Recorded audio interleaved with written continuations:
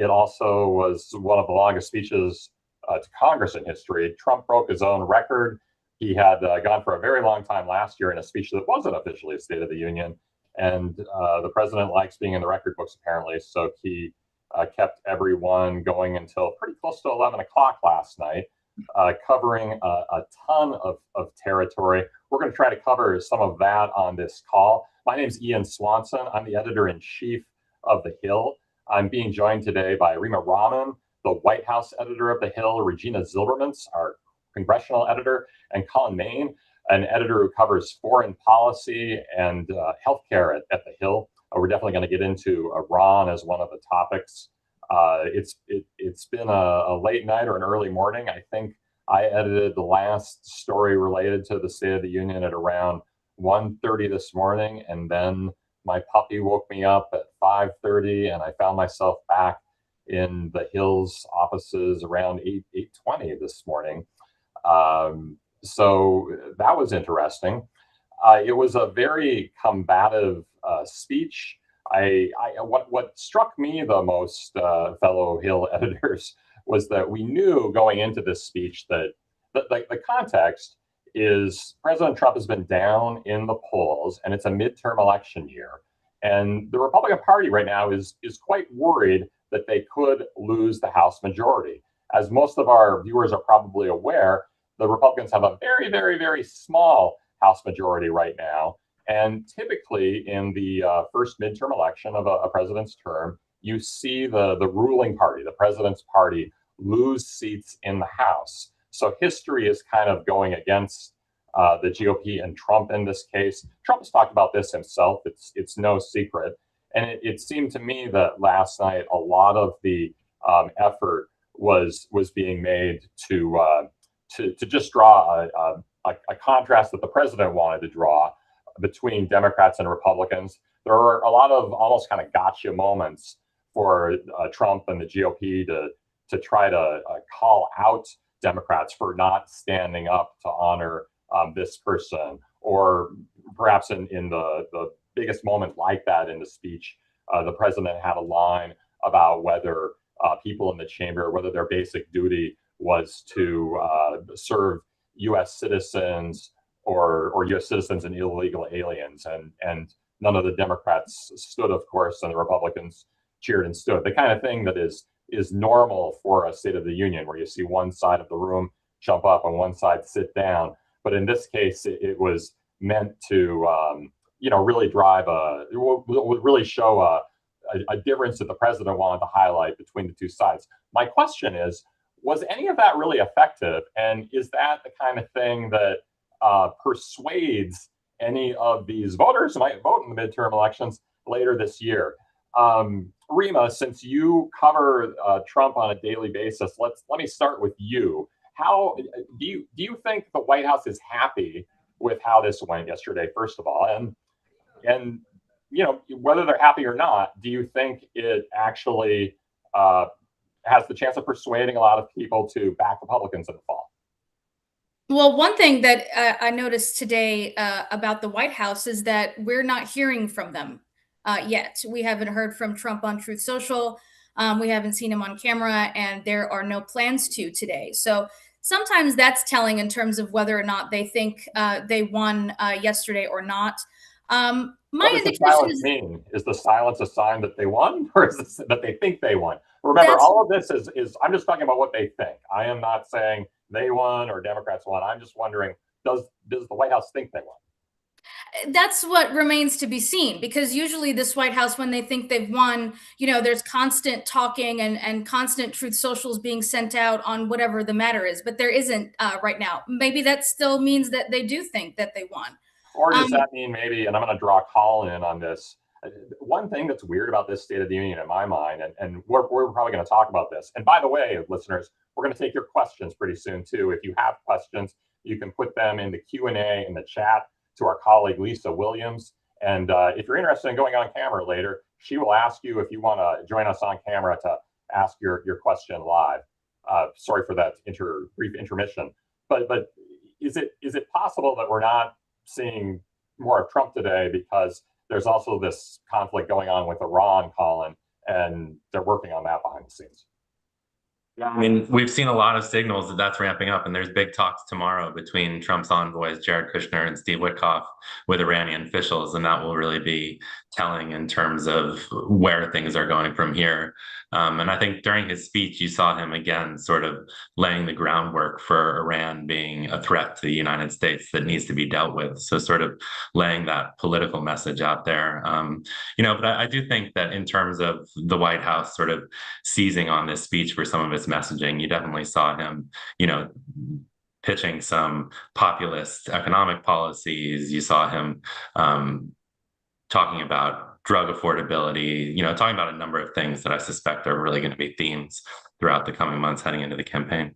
Well, I'm still struck by the theme, and Rema, I totally take your point that we're not seeing much of them today. Yesterday, we did hear from Stephen Miller on social media, who was highlighting that moment I mentioned of the Democrats being seated and the Republicans standing up, and Miller, said, something hyperbolic, something that was the most important moment in State of Union history or something. I'm misstating what he said, but he was making that kind of a point, which suggested a couple of things to me that maybe Miller at least thought that was an important moment and they did win. And then secondly, that maybe he had, something to do with it.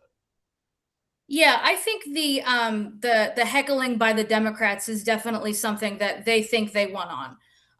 And you could see that by some of Trump's responses. He was, looking directly in that direction of the chamber when he was addressing them.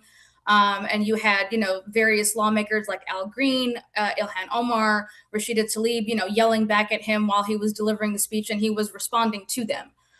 So I do think that the White House thinks they won in that regard. And I think that sort of thing, they probably believe will help them in the midterms, because it'll show them, like, look at what our side is doing versus what they're doing. They're sitting down during, these mentions of these very important things that are happening.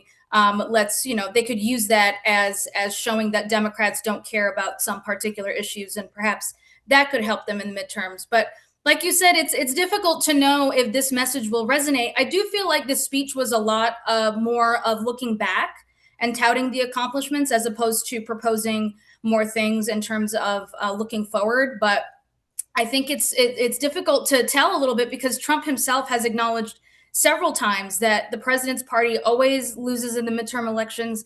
He has cited that to a deep psychological issue that voters have during midterm elections. He said that multiple times. So it's almost like he's preparing Republicans for a loss in the midterms, while also trying to do his sort of own work on campaigning and trying to rile up the party. Trump's also interesting because he's not in the ballot in 2026, and he did mention a third term at one point last night, but realistically, he's a lame duck given the constitutional issues surrounding him running for a third term. Let's bring Regina into the conversation. Regina, what do Democrats think about those clashes last night? And, do you think they thought that went poorly for them? Because I kind of think, and our colleague Niall Stanage wrote about this in his 5 takeaways, that both sides maybe are walking away from this thinking, this was a fine night for us. Yeah. Going into the speech, you saw Democratic leaders, Hakeem Jeffries most notably, urge members of his conference not to pull any stunts, not to protest. Oh, and if they couldn't stay quiet, to stay away. Al Green, that message was directed to Al Green, the lawmaker from Houston, and it fell on deaf ears. I think. It did not work. But I do think there's a sense that Democrats know their base really wants them to show some fight. They want them to show some pushback. They really feel like at a lot of times over the past 2 years, they've ceded too much ground. They've rolled over for Republicans, whether it was the funding fight last spring, whether it was ending the shutdown this time. So I think a lot of Democrats think this went well for them. It allowed them to really show some fight in a very public way. I tend to think that's the case too. I liked our colleague Niall's point that both sides probably walked away feeling pretty good about themselves. I think a lot of Democrats probably like to see Al Green attacking Trump over the what he specifically was referencing was a Truth Social video, or a video that Trump reposted on Truth Social and eventually took down, the end of which was a clearly racist material that depicted former President Obama and former First Lady Michelle Obama as monkeys. That got a lot of criticism from lawmakers in both chambers, including very notably Tim Scott, who is the only Black Republican senator. So anyway, I think some Democrats probably liked seeing their side fire back, but some of that seemed rather controlled overall. I guess it was unusual for State of the Union purposes in that there was yelling back and forth, but I don't know. I mean, maybe I'm just becoming more used to these as they've become, as norms have kind of eroded in States of the Union, and we've seen them become more like the British Parliament question time. But I don't know. In some ways, it didn't seem like the Donnybrook that you could have imagined. Yeah, I mean, it was really an echo of last year. I don't think we saw anything that went beyond what we've seen before. Even Al Green, while he was escorted from the chamber, his brand of protest this year was a little quieter than last year. That's a good point. Going back to the idea of whether anybody is persuaded by this, I had an interesting conversation with another of our colleagues, Zach Schoenfeld, a great legal reporter, Supreme Court reporter for The Hill, who also has a pretty good ear for politics. And he and I were discussing, if you're a Trump supporter and you're watching last night, you may have liked Trump raising those distinctions between Republicans and Democrats. If you're a Democrat, you may have liked seeing your party fire back. If you're kind of sick of all of this dysfunction and ugliness in Washington, and you're kind of a pox on both houses party, you were probably like, a pox on both houses. This is all terrible. These people are all behaving poorly. I can see all three of those views kind of being reinforced by what we saw. The point Zach made to me, though, is Trump went into this speech with some Republicans being a little bit wobbly behind him, showing some less confidence in how he was handling things given his low approval ratings, and again, being worried that they're going to lose the House majority in the fall. To the voters who are out there who maybe voted for Trump in 2024, but haven't liked something on the Epstein files, or haven't liked the tariffs, or some of the other things where we've seen friction between GOP voters and Trump, you think those people, and this is Zach's point, do you think those people, there's a chance some of those people look at last night and they're like, well, I don't like how I'd like to see more Epstein disclosures, but this is a reminder that I still like him more than this other party. And to that extent, was that something where Trump was kind of getting his team united behind him? Maybe I'll throw that to you first, Rema, but I'm curious about your thoughts too, Regina.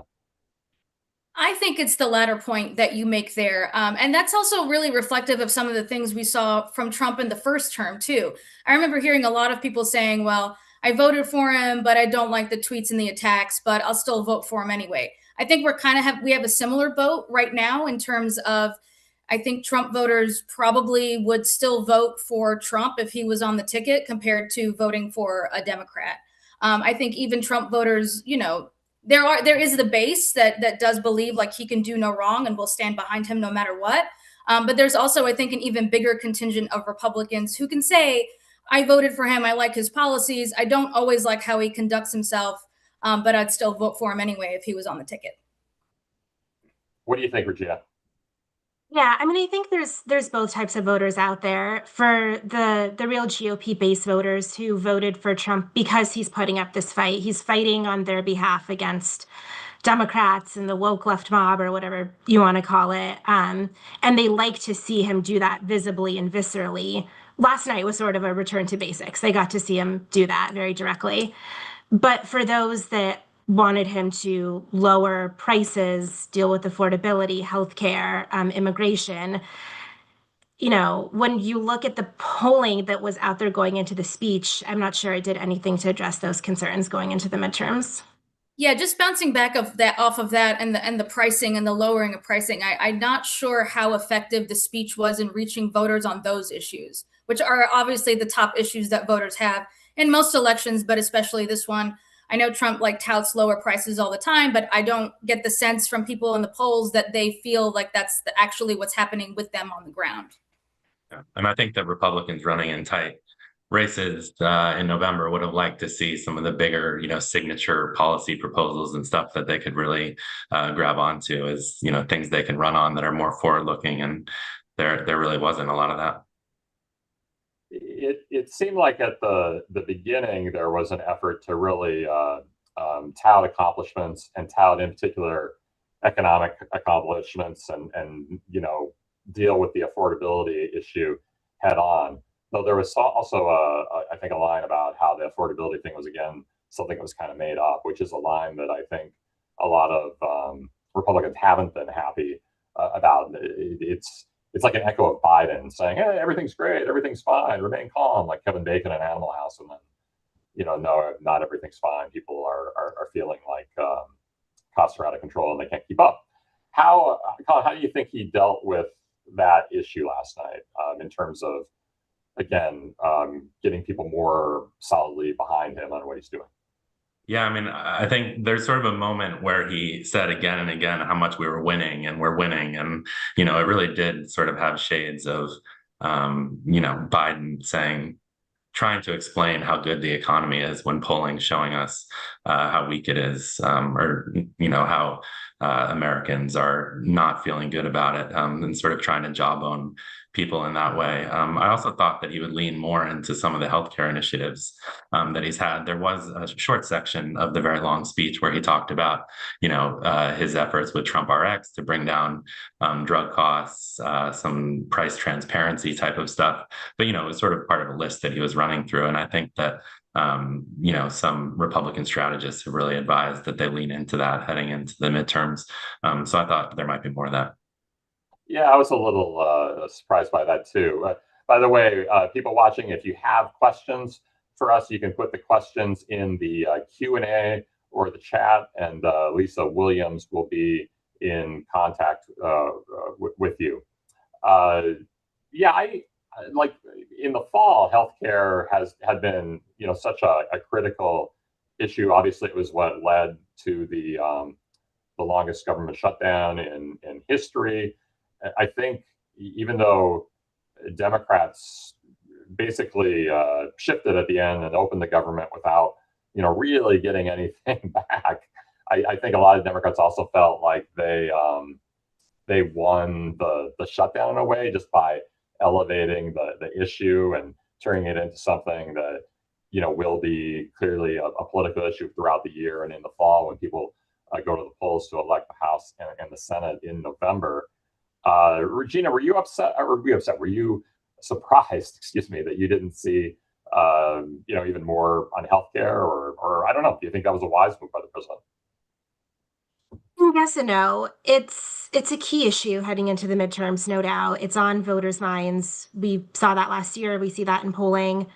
At the same time, I think you're right that Democrats walked away from that shutdown last year, really, if not owning that issue, kind of on top of it. And once healthcare talks fell apart, I think it's going to be hard to make it a signature issue when the tax breaks are gone and there's no sign of them coming back. At the start of the year, pitched his great healthcare plan, which he also mentioned in his speech.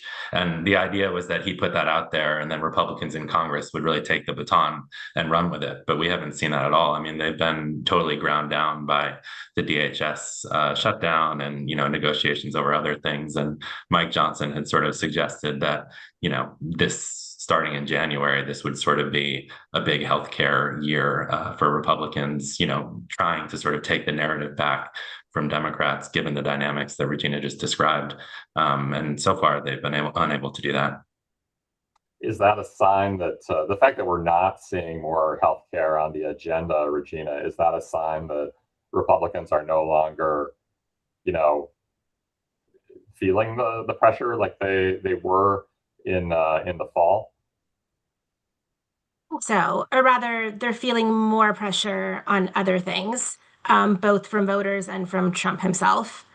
which are the two things that kind of determine their agenda.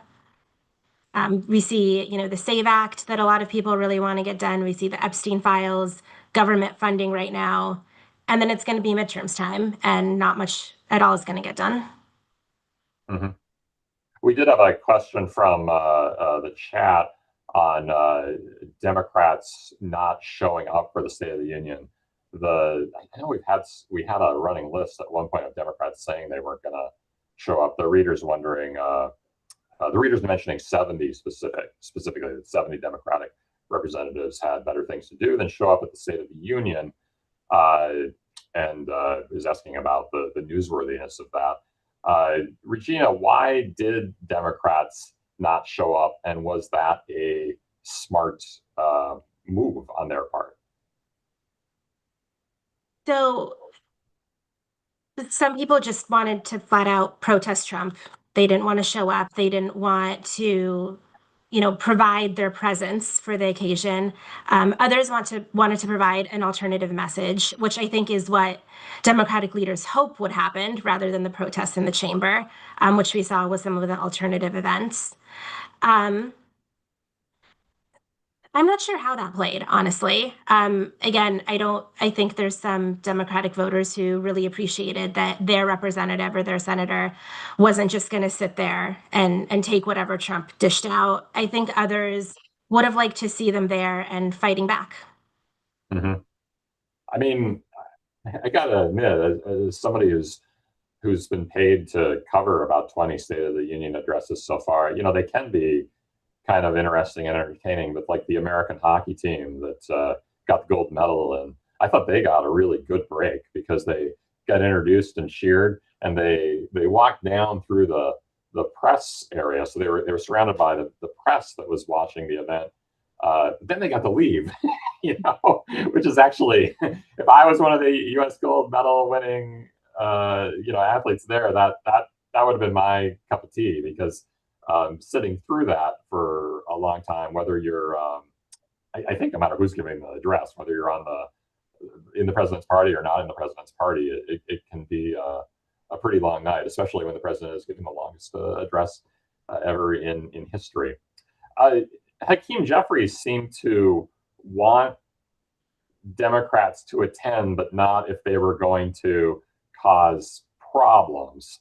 So what do you think he thought, Regina, about the fact that a lot of Democrats were not there? Do you think that particularly troubled him?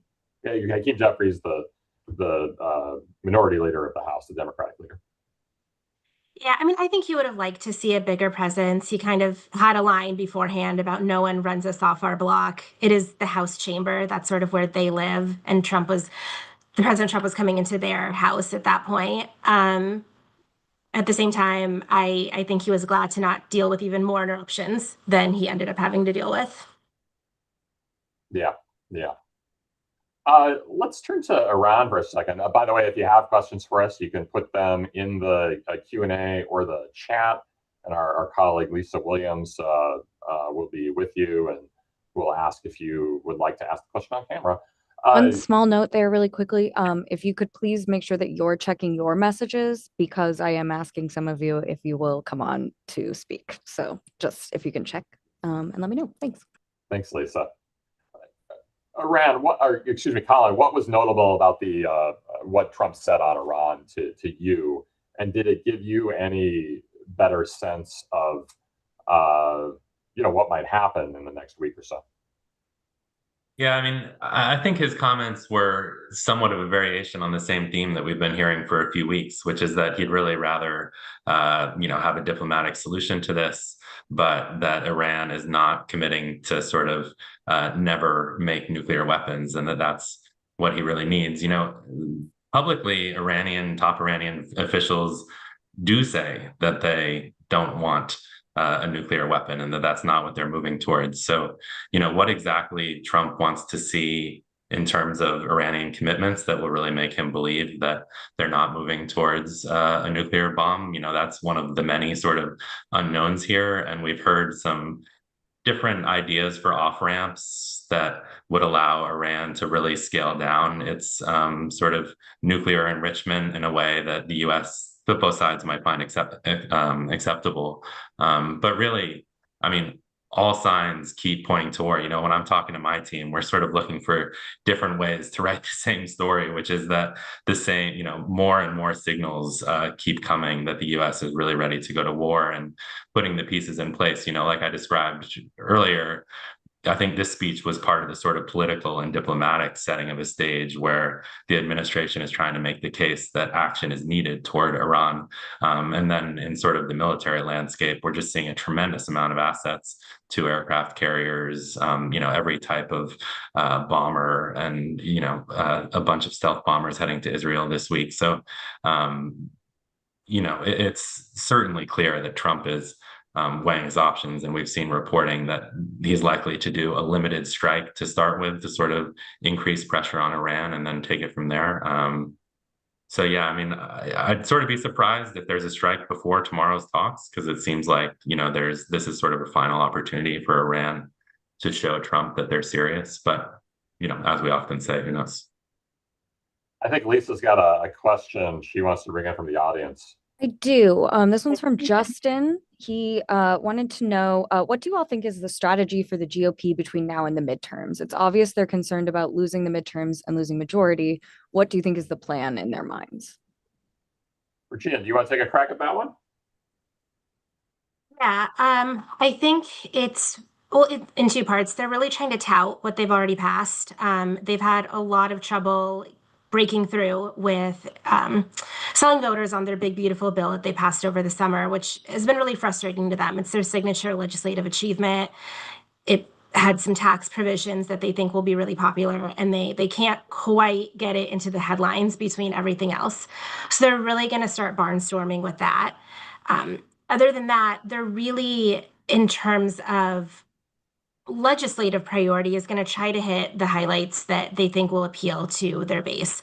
It's going to be lowering prices, more tax cuts, the SAVE Act, the Elections Voting Act, and some other bills. It's going to be really difficult for them to get any of those passed, which is why I think they're really going to have to lean on selling what they already have. Isn't there a lot of frustration, Rema, with the amount of time that Trump has taken actually to go out on the road and sell the big beautiful bill? I feel like that's been a point of friction between Republicans in Congress and the White House. Yeah, he hasn't been out on the campaign trail all that much. He certainly wasn't at all last year. He's averaged roughly a trip every week and a half to a particular district, and he's heading over to Texas this upcoming Friday. But I think there's been some tension in the Republican Party by people who feel like Trump is paying too much attention to foreign policy and not enough to domestic issues and not enough to helping the party. It's interesting because Trump has said, you know, publicly on the stump that he doesn't want a campaign and he doesn't think he should campaign because he already won.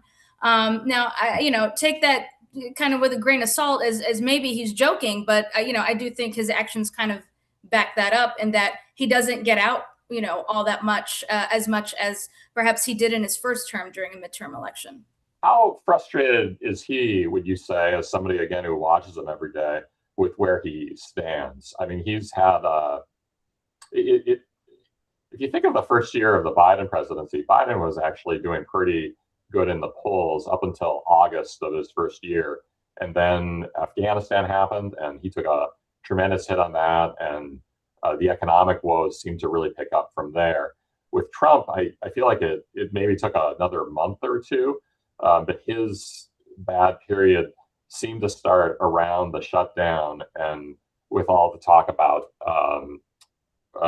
the idea of people losing affordable subsidies to help them keep healthcare, which really dovetailed with all the other affordability issues that we talk about.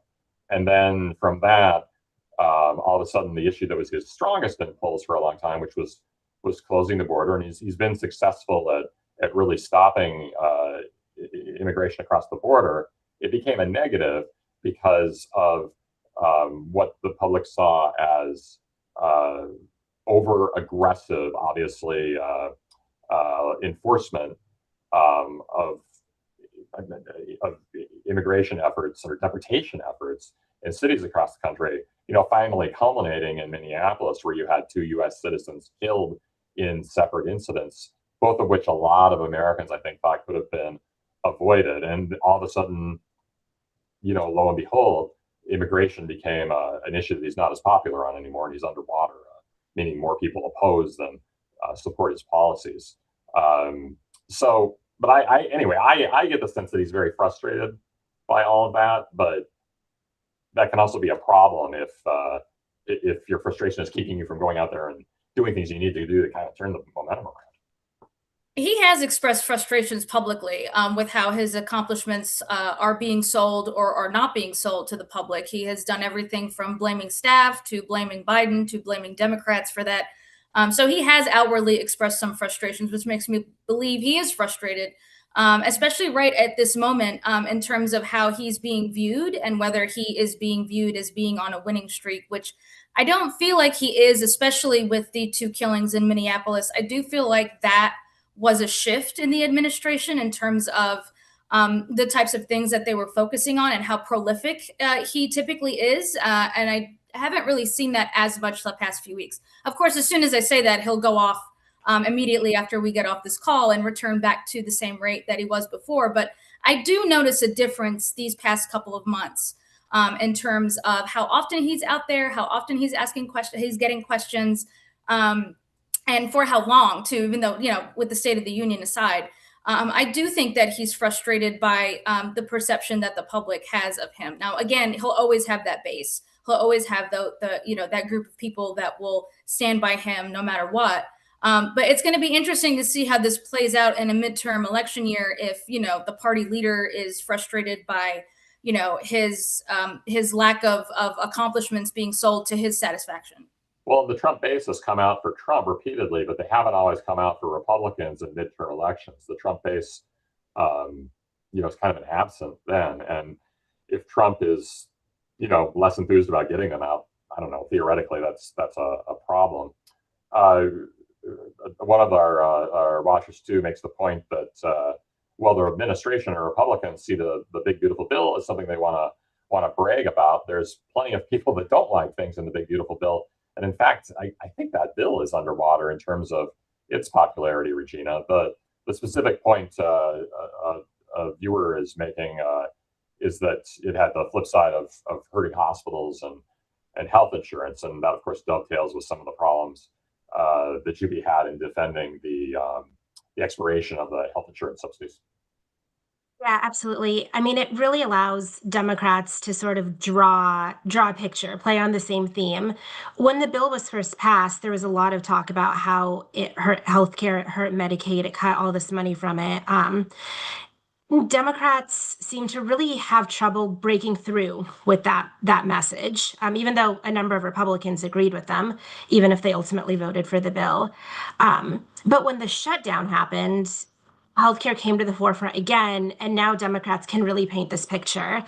Democrats cut Medicaid in the big, beautiful bill. They allowed Obamacare subsidies to expire. They're just letting costs soar for one group after another, while their bills are kind of like nibbling around the edges of, really little things that won't truly address the price increases. That's going to be, I think, a good message for Democrats to run on. And if they can keep it in the news, it'll be hard for Republicans to counter. But that if is kind of a big caveat because we all know how short political memories can be. Yeah, no, definitely. We've seen just the back and forth. I mean, if I'm jumping ahead, but if we were to get to 2028 and a Democrat was elected instead of a Republican, we'd really be entering a new period in U.S. history in a way.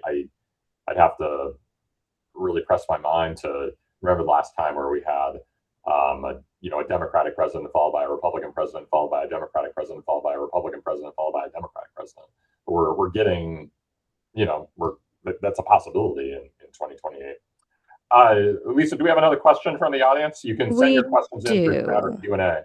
Valerie, I'm going to ask you to unmute now. So if you could please, it should come up on your screen. Whenever you're ready, Valerie.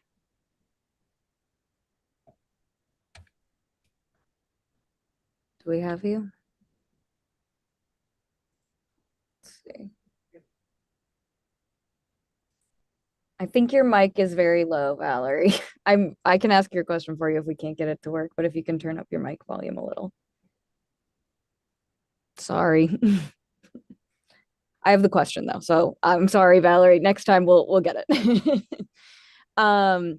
Valerie wanted to know, is there a pathway towards getting Marines to guard the polls? We have a paramilitary. I'm going to shorten it a little. Sorry, Valerie. Additionally, what's up with the Schedule F, now PC, reclassification of federal workers going? How do Republicans know that their own voters have their birth certificates? Well, let's start with the polls and the having military at the polls. I don't think there's anything moving forward on that specifically. Is there, Colin? I'm going to ask you since you're the defense editor. Yeah, I mean, we've heard chatter from the likes of Steve Bannon suggesting these types of moves, and it hasn't gained any traction in sort of more mainstream parts of the Republican Party that I've seen. There has been a lot of concern that, the deployment of National Guard to cities and that kind of thing is sort of trying to normalize the presence of military, in domestic situations, and that might be a move toward deploying them around elections as a way of sort of intimidating.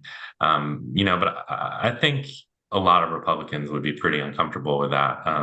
And the fact that, those conversations are happening in sort of a pretty far right part of the party right now is an indication of that. And I mean, Democrats would be enraged. And I think that, there's legal, laws that preclude that sort of intimidation.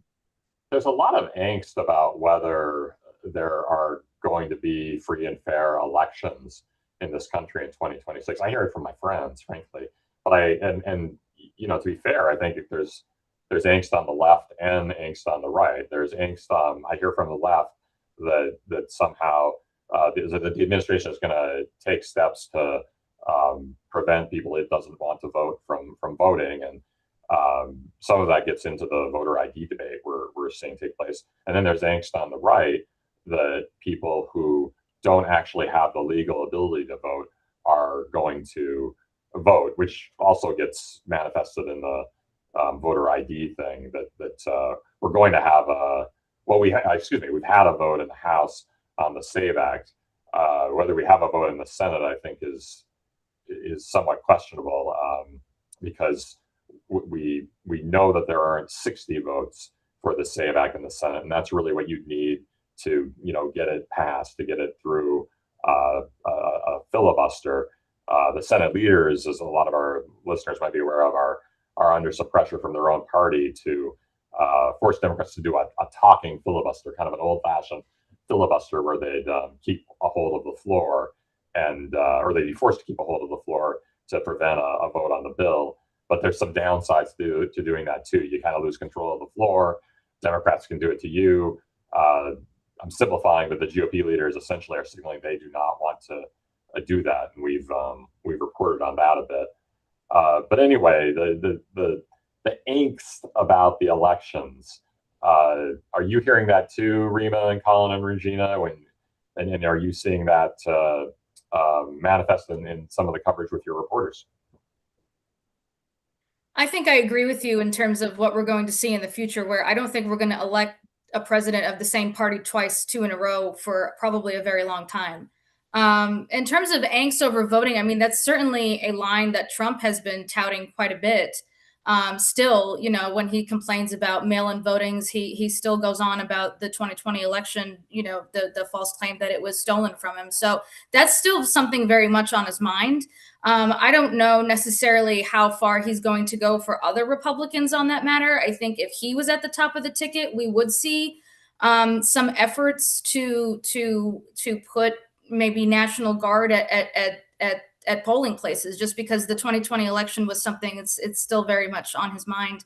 I don't know that I'd see that in the midterm election, but the angst is definitely very real on both parties. I agree. I do see that on both ends. I think we're also moving away from like certain issues just being like owned by one party or another. It seems like all of these issues are bleeding over onto both sides.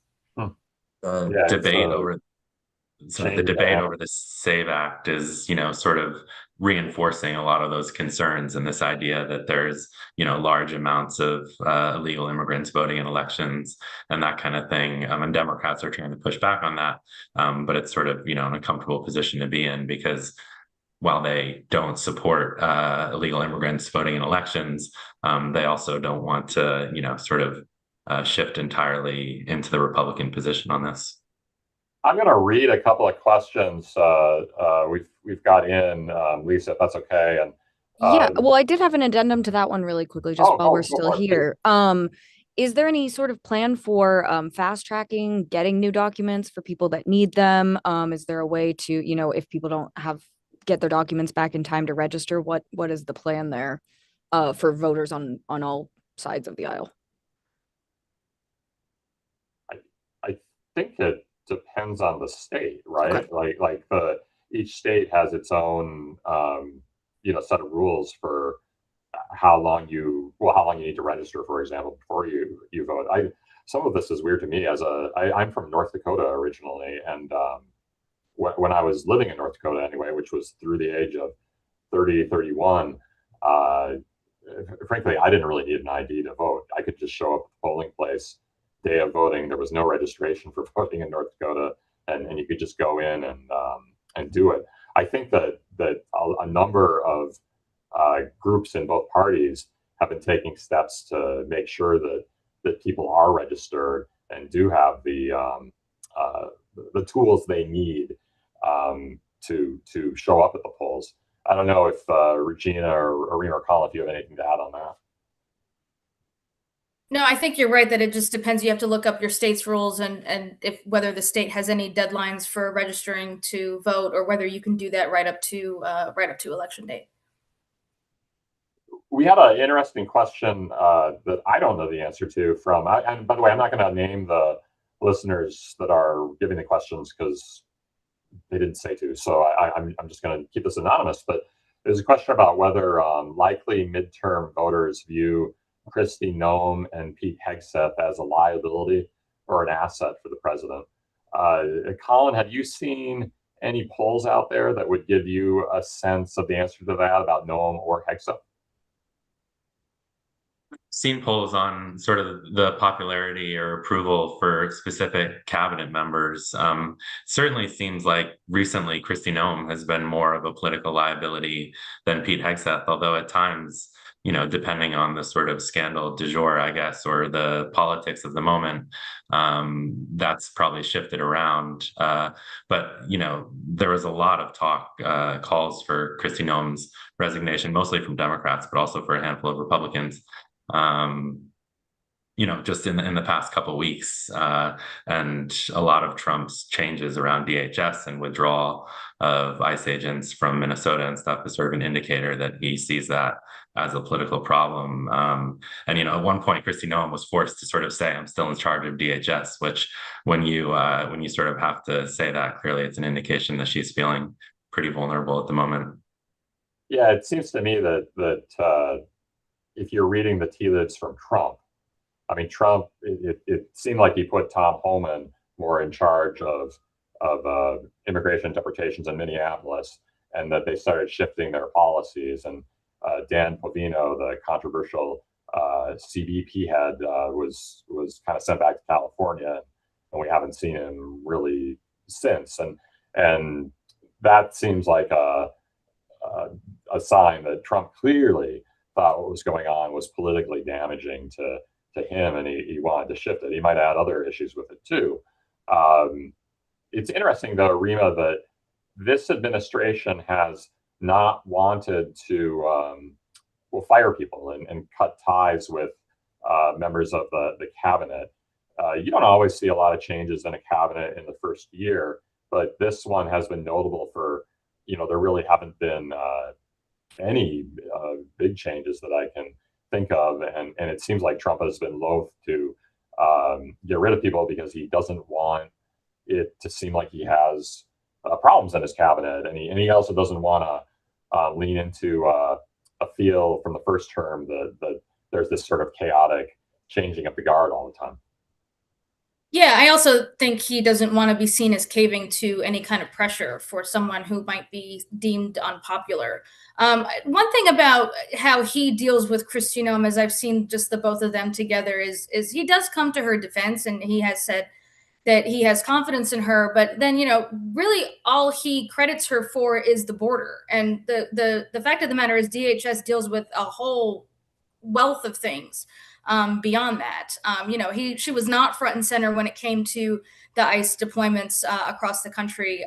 When everything was going down in Minneapolis, she was at FEMA headquarters dealing with hurricanes, which is also like a really important function of DHS. But I kind of saw that as they were putting her on the sidelines and away from some of these bigger operations that DHS was taking charge of. So I do think that's notable to just kind of watch closely in terms of, just the way where Noem is put and why and when. Those can all be varying indications. And I think just in comparing to Hegseth, I don't think Hegseth has had that experience, not in the last few months anyway.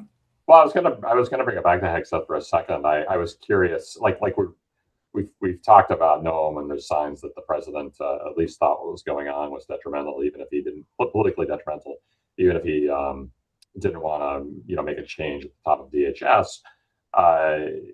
Hegseth's been a very controversial figure. He was, at the time he got confirmed, he might have been the most controversial Trump cabinet member at the time of his confirmation. There were real doubts about whether he'd get through.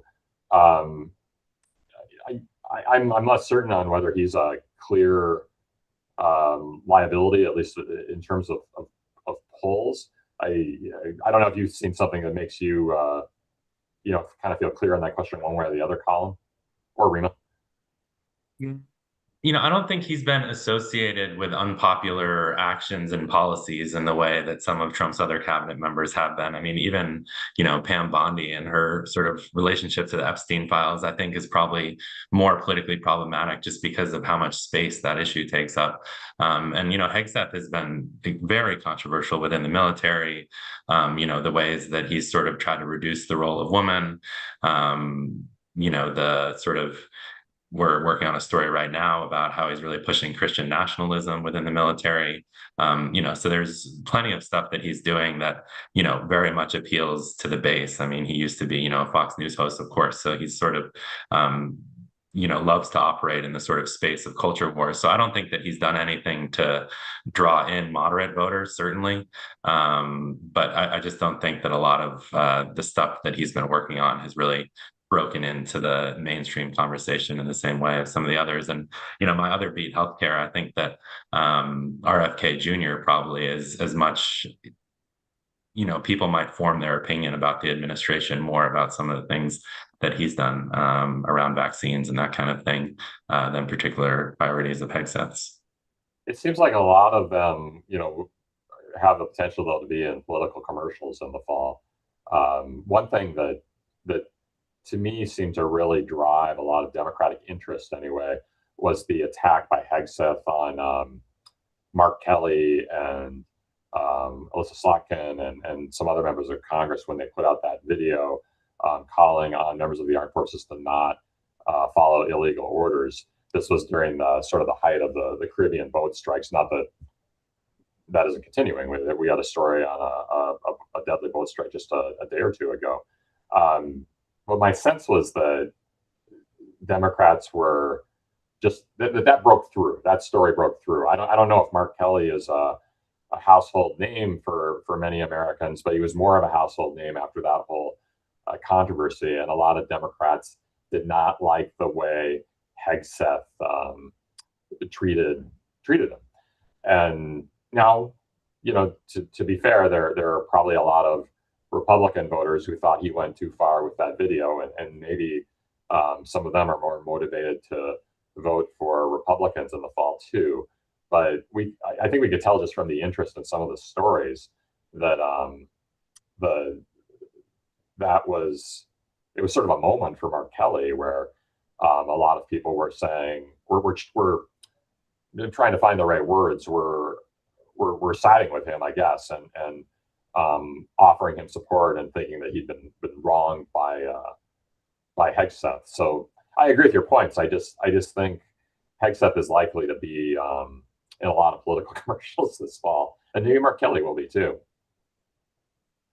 There's no doubt that Hegseth turned off plenty of folks with that, and that there's a lot of people in the military who are probably more politically neutral who really didn't like the way that Kelly was treated in that situation. But I think, as you mentioned, in terms of the political impact of that dispute, I think sort of vaulting Mark Kelly into even more sort of he was in the discussion to be Harris's vice president, but he's really his name recognition and did a lot of favors for him in terms of his political standing.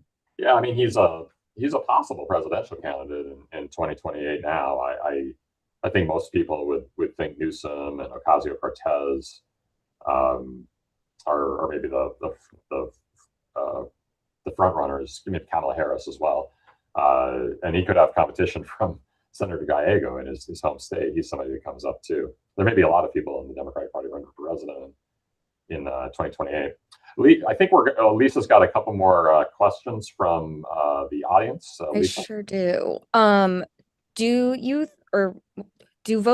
Are you finding that voters believe the financial and employment numbers that are being released by the administration leading up to the November elections? Is this a problem that you're seeing, or is that not something that's coming up in your work? Well, one problem has been that the shutdowns have affected the numbers at times. Oh, and of course, the politicization of these reports.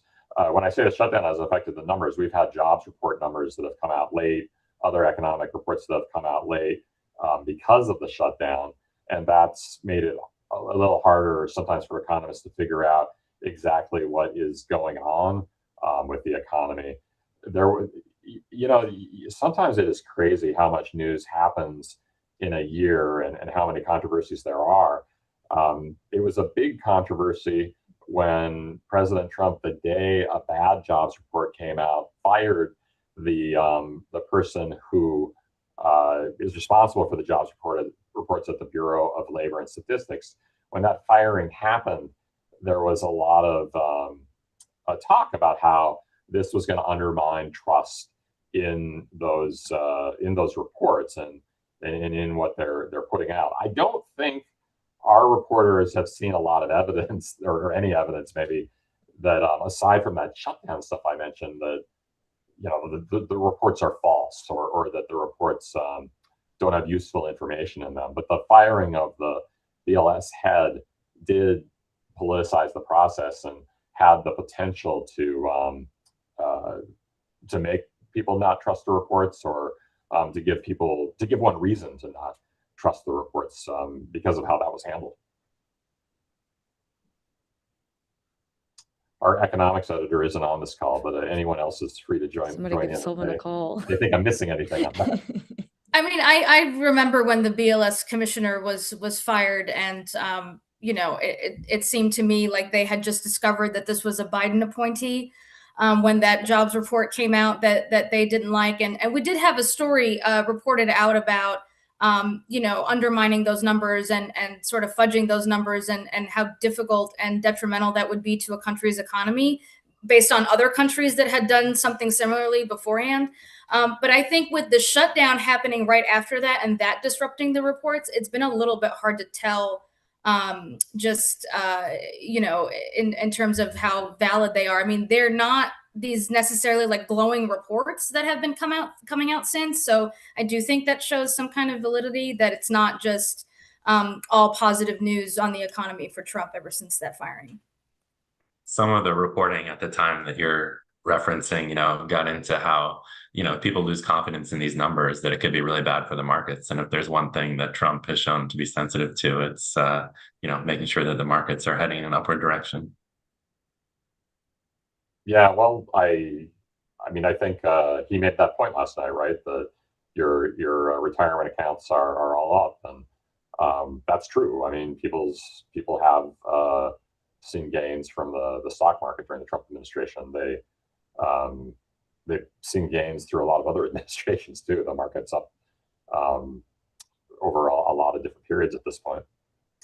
Lisa, do we have time for one more question? I'm happy to. It was written in the form of a statement, so I'm just gonna sort of pose it to you guys and let you comment on it. Big issue. When tariffs are paid back to companies, they will also receive interest on what they paid. This means that the longer that the federal government takes to pay the tariffs back, the more expensive these payments will be. Do you guys have any, are you hearing anything interesting new on tariffs? Anything in that realm that you can share with the group? I'm early in on trying to figure out how they are going to handle. Are you hearing anything about that? That is this Supreme Court decision, and the fact that Trump has come back from the Supreme Court decision by imposing new tariffs based on other justifications. So I think we're still in the question mark stage, and frankly, the legal stage. When Rema, I'm going to let you jump in a second because you probably know it better than me, but we're going to have legal fights for years now over what those payments should be and the size of the payments and who should get them, aren't we? Yeah, that's correct. The issue with the Supreme Court decision as it relates to refunds is that they did not address the refunds and how that is even supposed to be gone about by the administration. So that needs to be sort of settled first. So it's impossible to know at this point. It's way too soon to know just how that's going to play out, just because that's not addressed in the decision. Trump has sort of suggested that they don't, at least they don't want to administer refunds to all of the companies. So that's going to be a problem too if companies start to sue because they're not getting their refunds to begin with. So there's a lot of different ways that this can go at this point. I know that FedEx so far has been the only one to sue over their refund. I haven't seen as many companies as I expected since the Supreme Court decision. But again, the tariffs decision in and of itself is one that's especially convoluted. So it's going to take a while, I think, to figure out just how the refunds are going to happen, and how it's going to make its way through the legal system. But it stands to take a very, very long time. We've got one listener saying the normal time for trade courts is 2.5 years. So it's going to be a while. By the way, I saw a comment from a reader, or writer, or watcher a little while ago talking about North Dakota and what I said about voting in North Dakota. And I do want to say I wasn't trying to suggest that I was a fraudulent voter or that there were a lot of fraudulent voters in North Dakota. The point was, and they do, when I voted in North Dakota, they had my name and address at the place where I voted. But I didn't need ID to go in and vote at the time, and you didn't need to register in North Dakota. So I was more saying that as a way of, I don't know, just the states all do things very differently. North Dakota is a state that still only has around 650,000 people in it, I think, and the states just have very different challenges in terms of how they handle voting. But I certainly wasn't trying to suggest that there's rampant fraud in North Dakota, or that it's more easily possible to fraudulently vote in North Dakota or something. I think that takes us up to about an hour. Thank you so much for the questions. Thank you so much for your time. We're looking forward to doing this again to coincide with big events. Thank you to Regina, Rema, Colin, and Lisa for doing this. Please keep reading The Hill and watching our programs. And we're so glad you joined us for today's event. Have a great rest of your day. Thanks a lot. Quick note also, if you joined late, you missed any of the beginning of the conversation, this is available on thehill.com if you would like to watch it back. Thanks so much for coming. We'll see you next time.